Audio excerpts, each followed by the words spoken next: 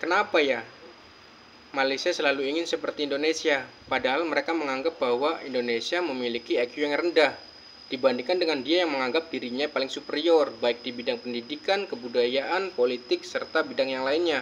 Tetapi apa yang dilakukan oleh Indonesia justru cara-caranya ditiru dan diadopsi oleh negara mereka. Aneh kan? Untuk mereka berjuang marah. Tapi masa yang sama, saya akan minta pihak SKPM dan juga Kementerian Komunikasi dan Digital untuk meneliti asas yang dinyatakan oleh kerajaan Indonesia untuk mengekang TikTok Shop. Negara tanpa konsep hanya meniru apa yang berlaku di negara jiran. Jadi apa yang dilakukan pemerintahan Indonesia pada saat zamannya Pak Jokowi itu kan dia melarang TikTok Shop karena penjualan harga itu terlalu murah sehingga akan mematikan pasar lokal di dalam negeri.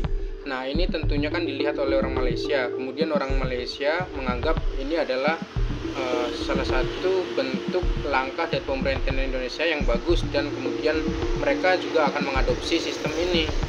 Nah, jadi apa yang dilakukan oleh pemerintahan kita itu mau diadopsi juga oleh mereka. Malaysia tak pernah menang walau satu pingat emas pun dalam sukan Olimpik. Sebaliknya Indonesia dah 10 kali, Thailand dah 11 kali, Singapura dapat sekali, Filipina 3 kali, Vietnam pun sekali. Apa cerita ni? Adakah kita nak terus bersorak gembira dengan pingat perak dan gangsa tu? Cuba kaji. Tengok negara-negara jiran kita. Setiap pemasyak Olimpik mesti mereka akan tambah paling tidak satu pingat emas. Yang penting ada emas. Lepas tu cuba tengok jenis sukan yang negara jiran kita dapat. Adakah hanya sukan badminton atau sukan tipikal yang kita kuasai? Tengok Indonesia. Tiba-tiba dia menang pingat emas memanjat. Ada sesiapa pernah terfikir tak pasal sukan tu? Tak kan? Yang kita pula sepanjang masa target badminton. Lepas tu terjun, lepas tu basikal. Sukan lain tak nak perkasakan ke? Tak nak labur lagi? Banyak dalam sukan yang pelik-pelik ke? Tak cukup dana ke? Tak pernah jumpa jurulatih yang bagus? Pemain yang dilatih pun memang tak boleh nak berubah ke? Apa yang pasti, kita tak perlulah nak gembira sangat dengan pingat gangsa dan perak tu.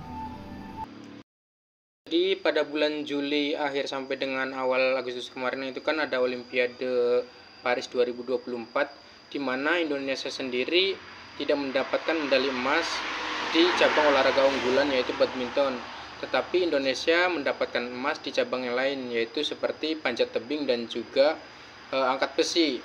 Nah, hal ini tentunya membuat Indonesia menjadi peringkatnya naik di atasnya Malaysia.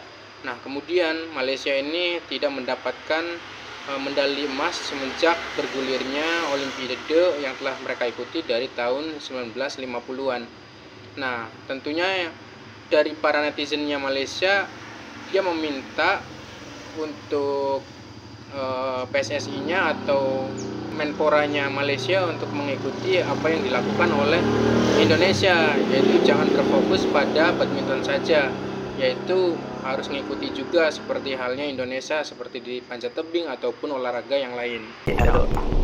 Dinafikan kejayaan sekarang Persatuan Sepak Bola Indonesia dan inisiatif Ketua Umum Pak Erick Thohir dah membuka mata di seluruh Asia, juga Asia Tenggara. Pak Erick khususnya dengan bawa masuk ramai pemain warisan dari Eropah untuk mempercepatkan dan menambahbaikan tim Garuda. Jadi, untuk melihat usaha yang dilakukan oleh Pak Erick Thohir ini macam mana? Saya fikir pemain warisan kita perlu dilihat dengan national player. National player dia tak ada kaitan langsung. Pemain warisan ni adalah heritage players, di mana either isteri atau ayah dia, misalnya dia ibu atau ayah dia adalah orang Malaysia. Orang Malaysia lah, tak tahu orang Indonesia lah. Jadi mereka ada layak dapat pasport dan boleh bermain.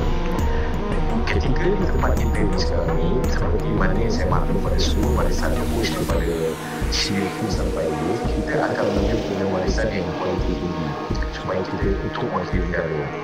Tetapi ingat, kita ni takkan sama dengan Filipina ataupun Indonesia. Mereka ni banyak pemain warisan yang boleh mereka pilih kualiti dan kuantiti. Kita ni very. Seperti yang kita ketahui, prestasi timnas Indonesia baik di kelompok umur ataupun di timnas senior, baik di ajang Asia ataupun di dunia prestasi kita itu cukup menjanjikan ataupun prestasinya sangat meningkat. Nah, hal ini dikarenakan adanya pemain diaspora atau pemain naturalisasi yang telah dilakukan oleh timnas Indonesia di bawah asuhan dari Coach Sintayong dan di atas kepemimpinan dari Pak Erick Thohir selama 3 tahun terakhir ini.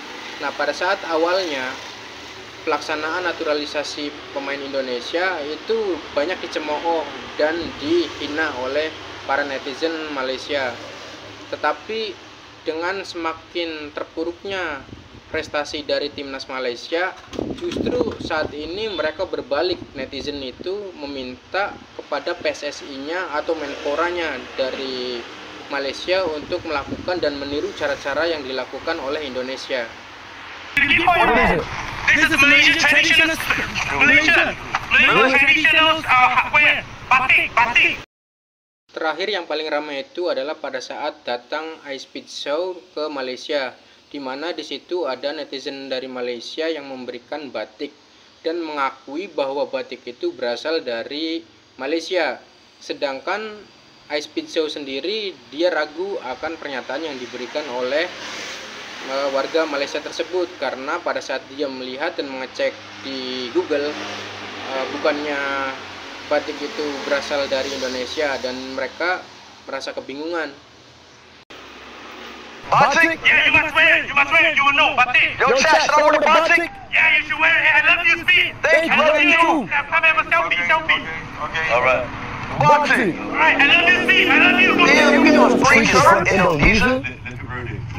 Wait, is this Indonesia or Malaysia? My chat said it's Indonesia. Why did he say that it was from Malaysia? Yo, bro, driver. From Malaysia. Malaysia, this is Malaysian batik. Oh, it is? Yeah. Our formal dress.